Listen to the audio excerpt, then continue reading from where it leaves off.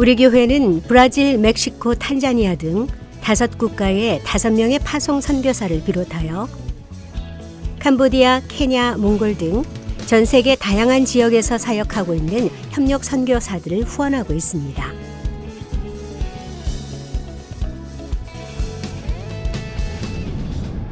전 세계가 코로나 팬데믹을 겪었던 지난 4년간 선교 현장의 어려움은 말할 수 없을 정도로 악화되었지만 하나님의 특별한 은혜가 함께하였던 시간이기도 했습니다.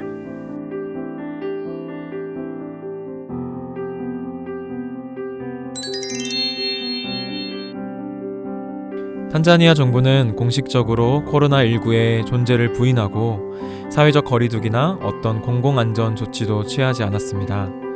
우리는 코로나가 얼마나 위험한지 알고 매일매일을 기도로 시작하였습니다.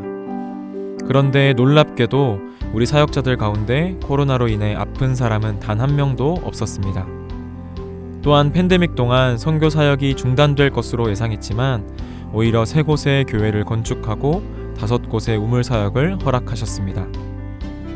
불확실한 시기였지만 우리를 지키시고 사역을 인도하시는 하나님의 손길과 섭리를 매일 목격하고 경험했습니다.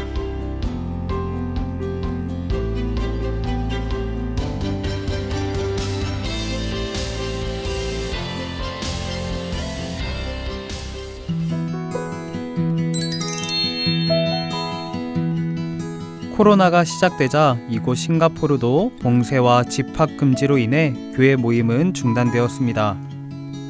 외국인의 유입은 금지되고 기존의 성도들은 귀국하면서 교인 숫자가 갈수록 줄어들어 20명이 채 되지 않는 교인들이 남아 있습니다. 하지만 지난 7월 주일 예배 후 공동 식사를 재개하면서부터 성도들 간 친교를 나누며 분위기가 많이 좋아지고 있습니다.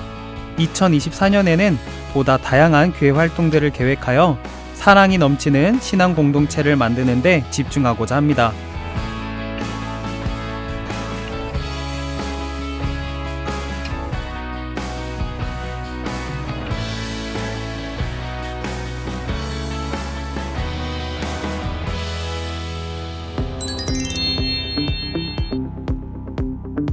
저희는 현지의 형제자매들과 식탁의 교제와 친교를 나누고 있습니다. 무슬림 국가인 이곳에서 크리스천이 된 사람들은 가족은 물론 주위에 큰 영향력을 주게 되므로 저희는 두 손 모아 기도하며 형제 자매들을 만나고 있습니다. 코로나 초기에 도로가 봉쇄되면서 대중교통 수단이 없어 어쩔 수 없이 20년 된 중고차를 구입하여 사용하였는데요. 어느 날 차량 번호판이 뜯겨 나가는 일이 생겼습니다. 범죄에 악용하기 위해 종종 그런 일이 있는데 그럴 경우 차주가 처벌을 받을 수 있는 위험한 상황이었습니다. 그러나 감사하게도 현지 무슬림 자매의 도움을 받아 경찰서에 신고 접수도 하고 새로운 번호판도 받아 잘 해결되었습니다. 외국인에게 너그럽지 않은 현지 상황에서도 하나님께서 선하신 길로 인도해 주셨답니다.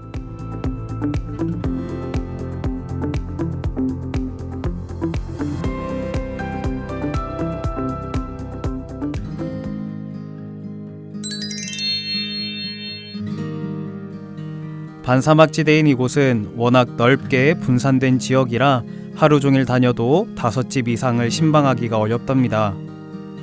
케냐에서도 가장 가난하고 정부의 손길이 미치지 못하는 곳인데 기상이변으로 몇 년 동안 비가 오지 않아 현지인들이 큰 타격을 받고 있습니다. 코로나 시기에는 너무 힘들어 매월 한 번씩 긴급 구호를 하기도 했습니다. 대부분 문맹이라 성경 교육이 어려워 문해 교실을 열었고 미래의 진로와 직업을 위해 청소년들에게는 컴퓨터 수업을 하였습니다. 코로나로 다들 힘든 시기였지만 참으로 감사하게도 이러한 교육 활동을 중심으로 교회가 크게 성장하여 2022년 12월에는 예배당을 새롭게 건축해서 봉헌식을 했습니다.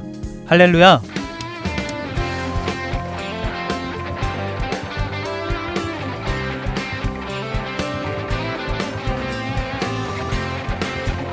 그 밖에 선교 사역 현장의 생생한 이야기와 기도 제목은 교회 홈페이지 선교 이야기에 실린 선교 소식지에서 더 자세히 나누실 수 있습니다. 성도님들의 기도와 헌금, 헌신을 통해 하나님의 나라가 더욱 확장되는 2024년이 되기를 소망합니다. 평화 전하